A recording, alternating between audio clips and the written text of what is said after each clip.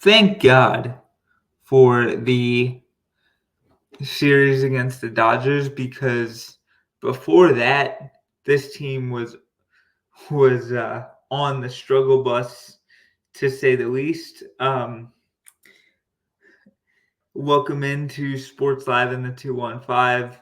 I, of course, am your host, Connor Okuda, here to discuss the awful, horrible, terrible, just absolutely disturbing Phillies Mariners series. I thought I thought this series was gonna be a pretty competitive one, and two out of the three games were not that. Um, so um, let's get into let's let's unfortunately get into another what ended up being another series loss for the Phils, their fifth loss series in a row. On the mound for the Phillies was young right-hander Tyler Phillips, who wait, let me make sure I punch in my passcode correctly, who only went um, 1 2/3 innings,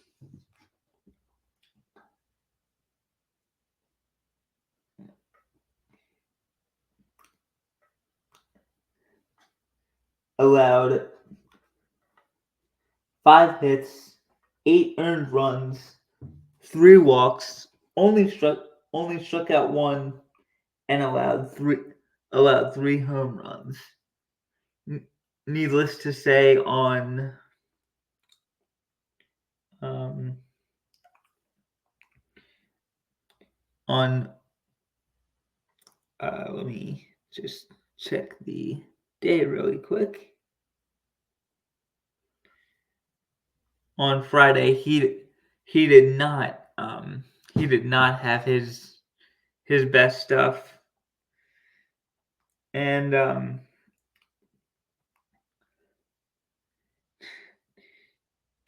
neither neither did the the Phillies offense. In their 9-hit effort, they only were able to muster up 2 garbage time runs, and that was really to make the score look closer than it actually was. The score read 10-2, but it really wasn't even that close. The Phillies just absolutely got smacked around. It felt like the Mariners' offense was better.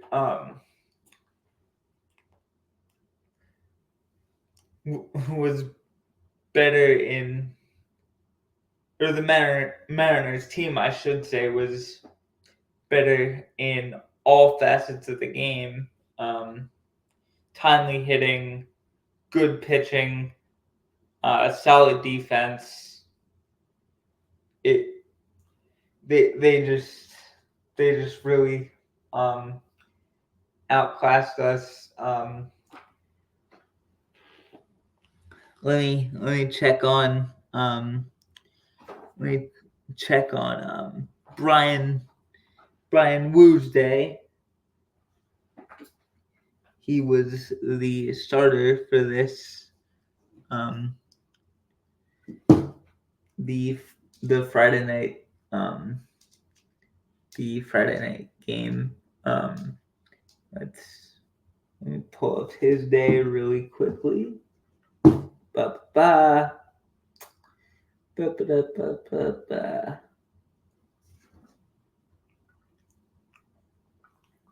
Ba, ba, ba, ba, ba. Mariners.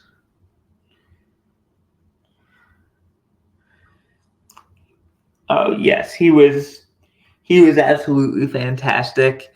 Going 7 innings, scattering 5 hits, um, 0 earned runs, no walks, and 6 strikeouts. Um, like the he was able to really keep um, the Phillies offense off balance all night, and he really changed speeds well, um, and he made a really good offense basically look like little leaguers. It was well. Let me scratch that. It wasn't quite that bad, but I feel like he outclassed um, a really good lineup, and um, the Phillies they were just in a funk, and unfortunately, it's one of those things that's gonna happen over 162, but typically, good teams that are in a funk don't lose 5 straight series, um, but that's what happened with the Phillies. They they just it almost felt like they um, on the flight to Seattle they kind of suffered from some jet lag maybe or something like that. There's just not they just didn't what am I trying to say? They just didn't show up to play on Friday night, and when you don't show up to play in the big leagues, you, you hold on 1 second. Just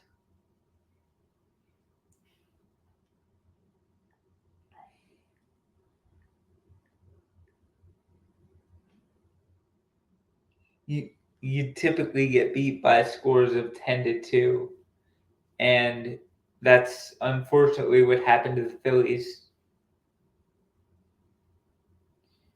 Um,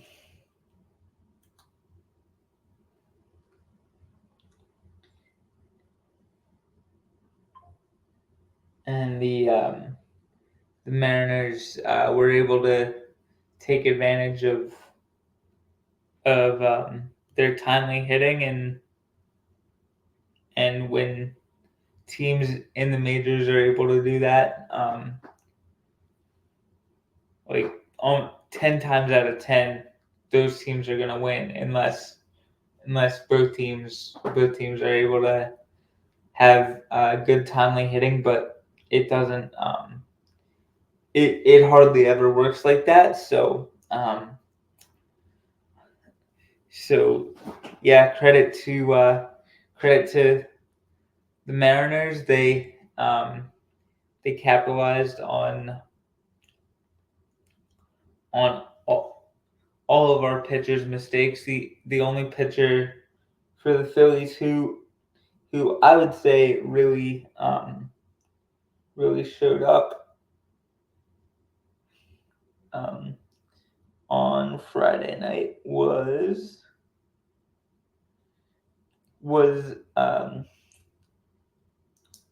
Tanner Banks, the trade deadline acquisition. He went. He went. Hold on. Let me lay my phone down.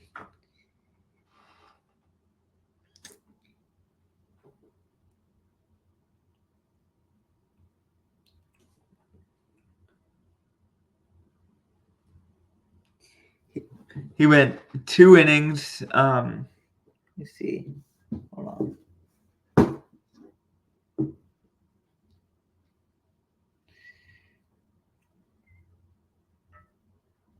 2 innings, no hits, no earned runs, 1 walk, and 3 strikeouts.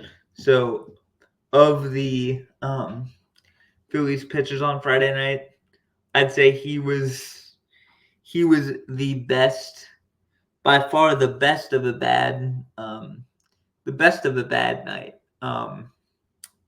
And so in a 10-2 um, 10-2 shellacking, I'll give I would certainly give Tanner Banks, if there is such an award to be given out for a 10-2 game, I would certainly give him, and I use this term very loosely, player of the game on the Phillies side. Um,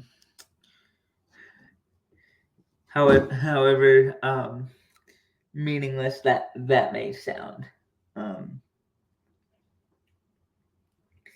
So with that being said, let's get on to game 2, shall we?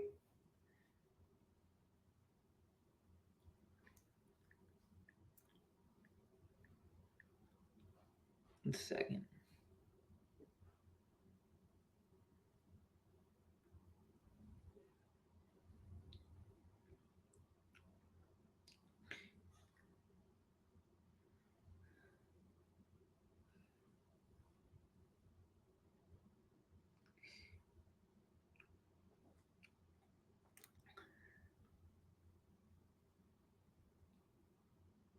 And this game, at least, at least it felt like the Phillies showed up to play a competitive baseball game. As they lost 6-5 on one of the least dramatic ways to lose in extra innings, or probably the least dramatic way to lose in extra innings, a walk-off walk. Yeah, and yet again in extra innings, their timely hitting just eluded them, and Carlos Estevez unfortunately ended up being the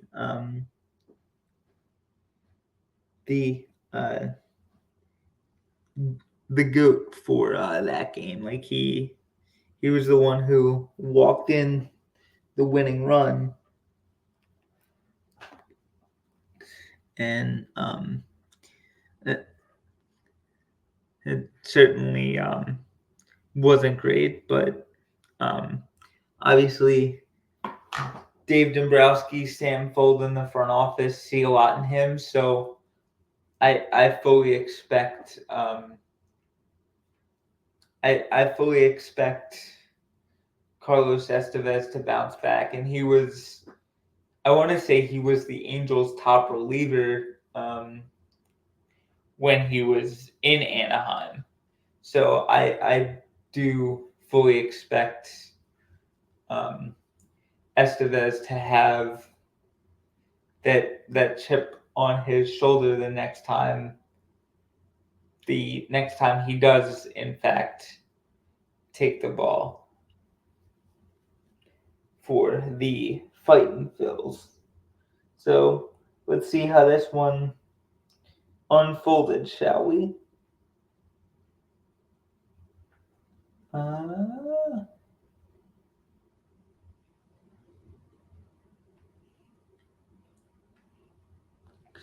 This was a bullpen game for the Phils. Orion Kirkering went 1 inning, allowed one hit, 1 walk. Colby Allard, or Colby Allard went 4 innings. He was your bulk guy, allowed 2 hits, 1 earned run, 2 walks, 4 strikeouts, and 1 solo home run allowed. Hoffman, 1 inning, 4 hits, for an uncharacteristic 4 runs allowed, and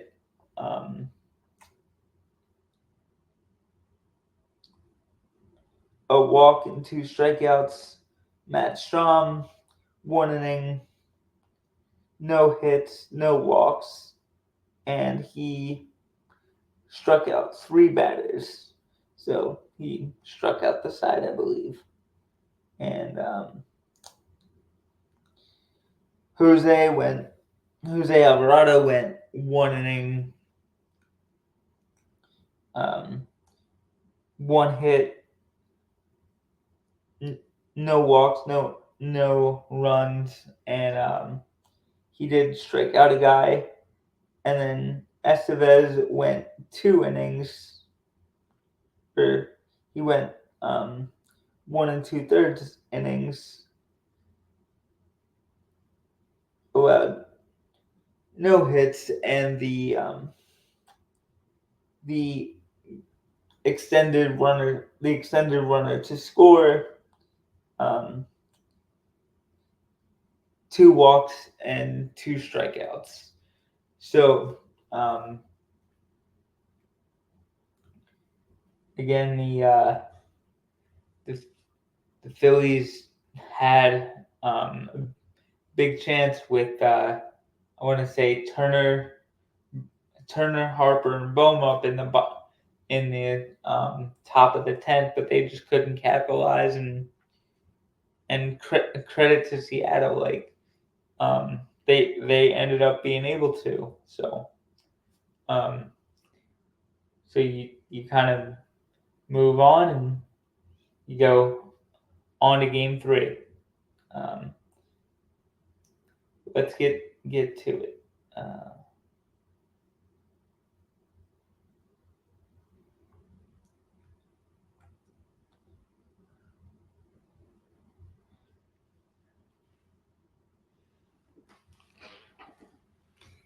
In this game, the Phillies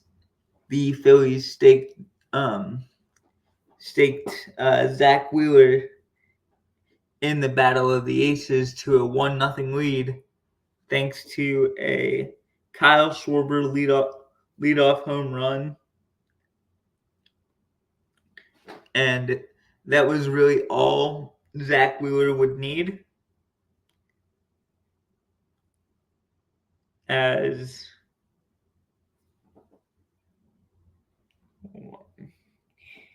as he would go 6 innings,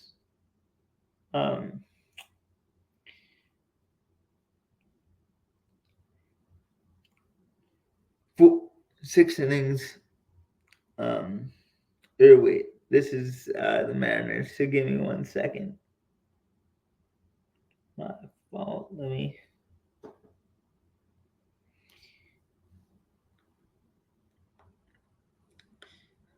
My fault. Zach Wheeler would go 8 innings, only allow 2 hits, allow 1 walk and 9 strikeouts, and then Jose Ruiz cleaned it up in the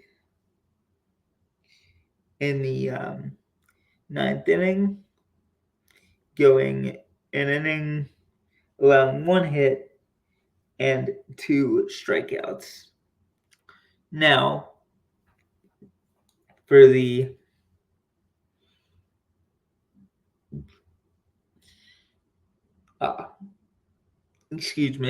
for the starting pitcher on the other side, Logan Gilbert went 6 innings, allowed 4 hits, 1 earned run, and struck out 7. And the 1 run he gave up was on that Kyle Schwarber leadoff home run. So both starting pitchers pitched their tails off, and luckily for the Phillies, Zach Wheeler was the better man. The better man on that day. Fortunately for the Phillies. look at the time here. Yep. So tomorrow